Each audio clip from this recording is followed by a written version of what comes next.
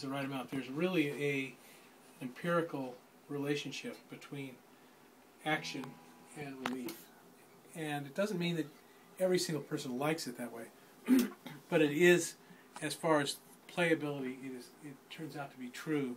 And if you look at what a lot of the great builders do, they're actually doing the exact same thing. So they've all arrived at it by themselves, but in agreement with each other.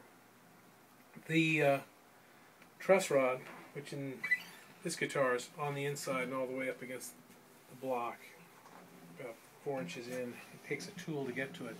Adjust that amount of curve. It's not something that one needs to do daily or even often at all, but it is something that makes all the difference between an instrument playing the best it can and not playing that well. So when you tighten the truss rod, what happens versus loosening it? Which way is it? Well, most guitars, if you go clockwise with a wrench, you know, wrenches often just look like an Allen wrench. It'll sit up and reach up inside here and tighten. If you go clockwise, it tightens the neck and that straightens the fingerboard. Okay. And loosening puts more relief in.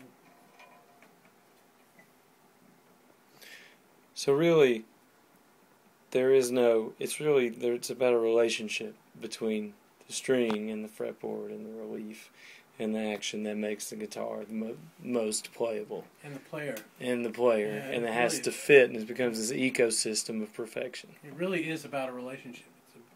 And people have relationships with instruments.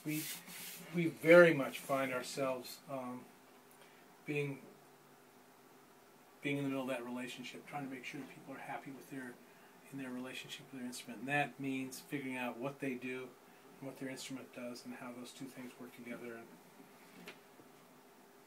like that. Okay.